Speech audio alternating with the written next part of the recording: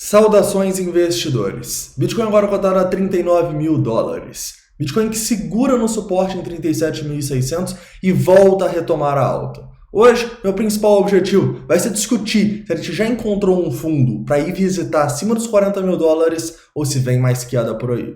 Então, bem-vindos a Investidor Moderno.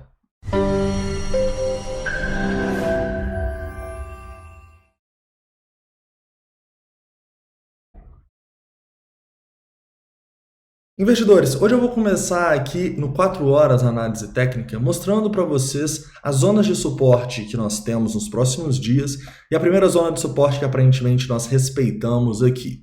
Depois eu vou para os 15 minutos, para os 5 minutos, para mostrar o curto prazo, tá? E falar um pouco de resistências e suportes importantes que o Bitcoin vai encarar nas próximas horas. Além disso, quero atualizar todos os indicadores de sentimento para vocês, começando aqui nosso Long Short Rate, ou CVD, falando das liquidações, entendendo um pouco da dinâmica por trás dos movimentos no gráfico, tá bom?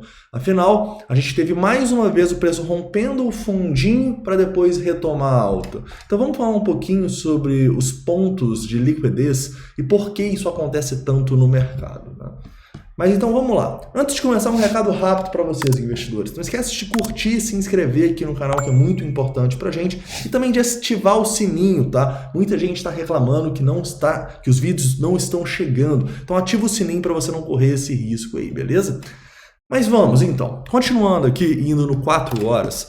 Eu acredito que a gente acabou de testar uma zona importante, né, que é essa região aqui próxima a 0,382 de Fibonacci, e a primeira zona onde a gente pode pensar em acumulação, pensando no longo prazo e na nossa crença de que a gente pode acabar formando uma onda impulsiva aqui para cima, né?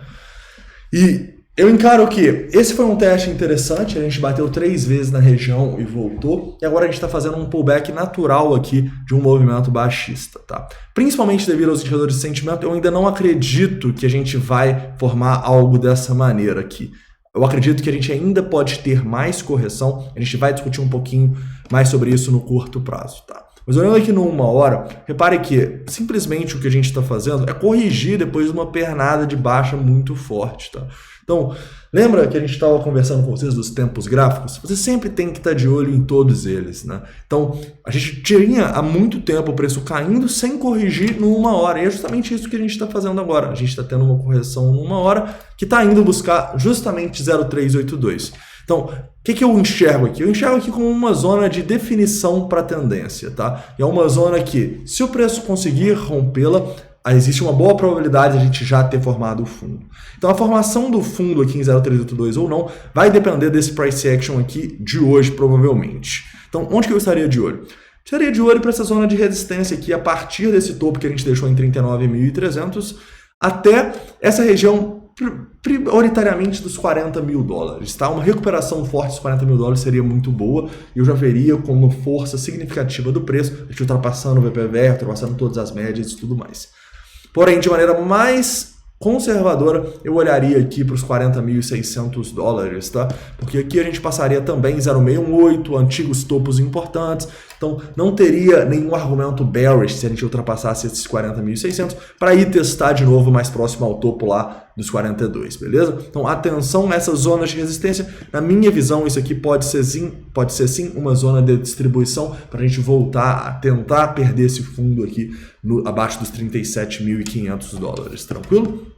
Continuando, indo no 15 minutos e falando um pouquinho agora sobre a tendência que foi rompida no 15 minutos, né? Olha que interessante.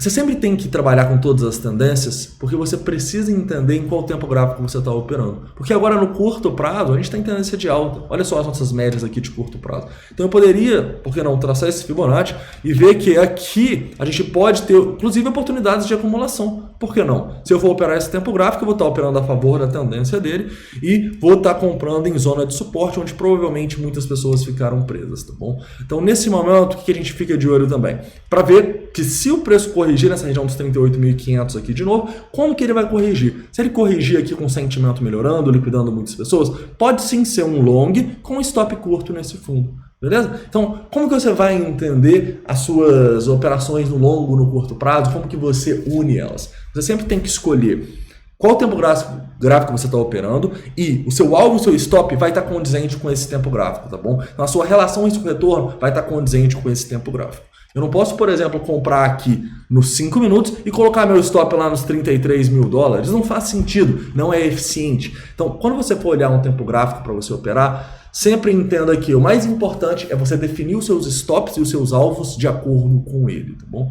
E a minha dica para vocês aqui é sempre tenham alvos maiores do que os seus stops. Sempre ganhem mais quando vocês acertam do que perdem quando vocês erram, tá bom? Esse é um dos principais pontos aí no criptomercado, até para sua cabeça mesmo, até para o seu psicológico, para você conseguir ser consistente no longo prazo. Se você começar a sair com um lucrinho com 1, 2% e colocar os stops de 5, 6, vai dar errado, tá bom? Se você começa a falar, não, alvo 1, alvo 2, alvo 3, alvo 4 e começa a sair assim, cara, não saia pela sua aversão ao risco nunca. Saia de acordo com onde você, pela sua estratégia, pelo gráfico, vê que é eficiente, tá bom? Senão não vale, pô. Se você coloca alvo de 2% e stop de 6%, você vai perder no longo prazo, tá bom? A não ser que você tenha um robô de alta frequência que faça isso muito bem, porque você vai se auto-sabotar. Então toma cuidado com isso, tá? É por isso que na Belo Trade, que é onde a gente opera junto, no projeto, a gente tem uma regra. A gente sempre tem que ter um alvo maior do que aquilo que a gente arrisca de stop, tá bom? E é por isso que a gente consegue manter uma consistência legal aí no longo prazo. Mas continuando aqui, voltando, a gente entende então que, voltando nos 38.500, pode ser uma zona de acumulação desde que o sentimento melhore. E por que desde que o sentimento melhore, né?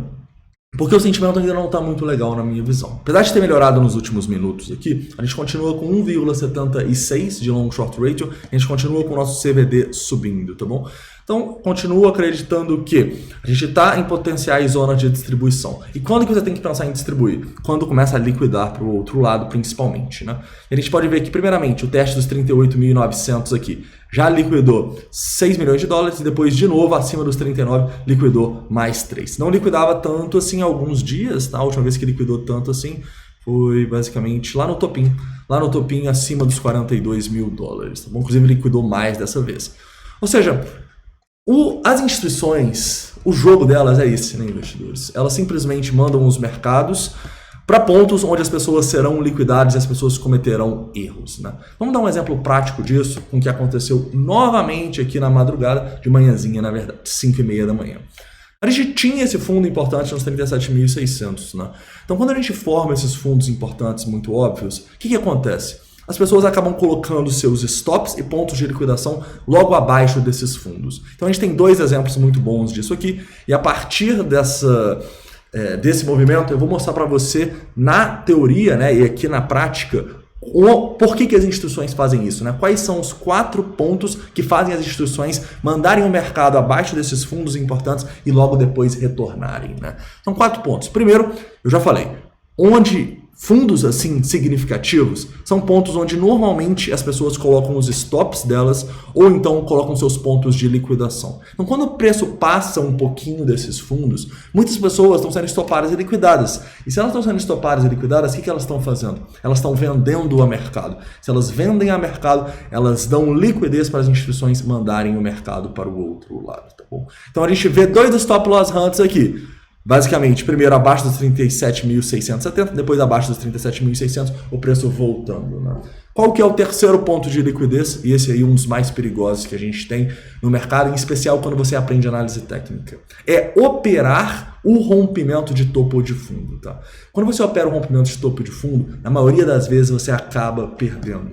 Por quê? Porque esses pontos são justamente pontos de liquidez. Então, se você está vendendo aqui onde as instituições estão tentando acumular, você pode acabar servindo de liquidez para elas mandarem o mercado para o outro lado, tá? Então, tomem cuidado com uma perspectiva muito tradicional da análise técnica quando você vai operar o criptomercado. Porque se você operar rompimento de fundo aqui, é uma das piores estratégias que tem. Na verdade, é melhor você operar o contrário, tá? É melhor você esperar o preço formar armadilha, igual formou nessas 2 vezes aqui, e comprar. Que você realmente ir lá e vender quando o preço perde um candle de fundo, coloca um stop de venda. Que isso, bicho?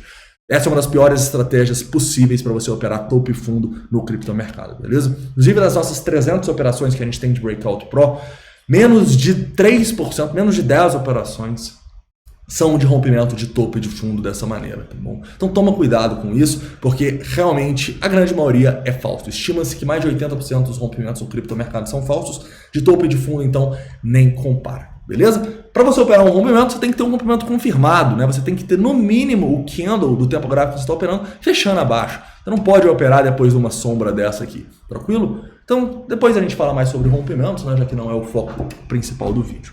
E o quarto ponto, talvez o mais complicado e que todo mundo tem mais dificuldade, né, é tentar interpretar se a recuperação do preço é realmente uma nova tendência, igual aqui se transformou, ou é simplesmente uma correção. Esse é o mais difícil, tá? Esse realmente é um dos pontos mais complicados de se operar o criptomercado e acaba que algumas vezes, né, quando você opera um rompimento, você vira liquidez por acreditar que você está numa retração. Mas faz parte, né? Porque olha só quantas vezes foram retrações aqui, em especial nessa nossa média aqui no 15 minutos. Então, de vez em quando, o preço acaba rompendo mesmo, tá? Acontece. O foco principal é que você não vai saber certinho quando esses pontos são. Você pode estimar pela análise de sentimento. Mas se você sempre fizer isso, você vai ganhar muitas vezes antes de ter uma perda, tá? Então lembre-se, o mercado sempre é probabilidade e você tem que operar com as probabilidades a seu favor. Você operando a favor de uma tendência, com o sentimento confirmando, cara, tá certo, de vez em quando o preço pode romper para cima, pode, faz parte, mas a maioria das vezes você vai dar certo. Você operando um rompimento de fundo, sem confirmação, sem nada, pode dar certo? Pode, mas a maioria das vezes vai dar errado. Então lembre-se, tudo é probabilidade. E quando você pensa assim, quanto mais amostragem, ou seja, quanto mais operações você tem, melhor é para você. Porque você tira um pouco dessa aleatoriedade do mercado quando você faz isso muitas vezes, né? É igual quando, por exemplo, você está jogando um jogo de pôquer ou um jogo de truco, qualquer jogo assim, e você sai com uma mão muito boa, né? Uma mão muito boa, no caso, seria um trade muito bom. Vocês sabem quando você está com um par de as num Texas Hold'em no poker, ou quando você está com um zap e um set de ouros no nosso truco mineiro aqui, né? Você tem grande probabilidade de ganhar. Ou seja, quando você vê um trade vencedor, você tem uma grande probabilidade de vencer. Mas é 100%? Não, não é 100%. Você pode perder. O cara pode ter outras duas manilhas, pode ter 3, pode te matar, pode bater cartas do cara no poker que vai fazer você perder. Mas se você jogar com essas mãos toda hora, você necessariamente no longo prazo vai ganhar, né? E o melhor que isso, melhor disso, se você tá com a melhor carta do jogo, perdeu nessa rodada, vai na próxima rodada, você segue com essas cartas de novo, eu te pergunto, você vai fugir? Você não vai fazer o seu trade porque você perdeu na última? Não. Você vai continuar fazendo porque você sabe que cada evento é independente e você sempre tem as probabilidades a seu favor quando você segue a sua estratégia. Então, se você faz isso várias vezes, você ganha por causa da amostragem. Você começa a ter uma taxa de assertividade em relação ao longo prazo. Igual, por exemplo, a gente tem aqui na Belo Trade, atualmente a nossa taxa de assertividade é 67,41% em 424 trades. Como eu disse para vocês, em rompimentos, 310 trades, 66,15% de assertividade, correto? Então, não importa quando eu estou certo ou quando eu estou errado. Importa eu estar mais certo do que errado, levando em consideração a minha relação risco-retorno, que eu sempre ganho mais do que eu perco. Deu para entender essa analogia dos jogos de cartas e tal? Pode usar qualquer jogo aí. Só pensa que você está com uma mão boa e se você perdeu com essa mão boa na passada, você não vai desistir da próxima com essa sua mão boa. Todo evento é independente. Quanto mais você fizer, maior a sua probabilidade de consistência no longo prazo. Tranquilo, investidores? Então é isso, tá? Espero que tenham gostado do vídeo de hoje. Esquece de deixar todas as suas dúvidas, críticas e sugestões aqui embaixo. Lembro para vocês que o projeto, né, do Zero a Trader está com o carrinho aberto, tá? Tanto do Zero a Trader, a sexta turma, quanto o Sentiment Expert, que é a primeira turma, para você ter aqui tudo do projeto Zero a Trader ligado ao sentimento do mercado, a gente colocou no Sentiment Expert, tá bom? Então vale a pena você conhecer o projeto, que engloba o curso, a mentoria e o estágio, né? O estágio que é onde você vê o dia a dia, todas essas operações que a gente faz aqui, 424 aí nos últimos meses. Beleza? Então é isso, qualquer dúvida pode ir no primeiro link da descrição e deixar aqui no WhatsApp também. Então é isso, um forte abraço e até mais à noite. Detalhe, à noite eu vou fazer a análise de algumas altcoins, tá bom? Então deixa aqui nos comentários quais altcoins vocês querem que sejam analisadas. É isso, um forte abraço e até daqui a pouco.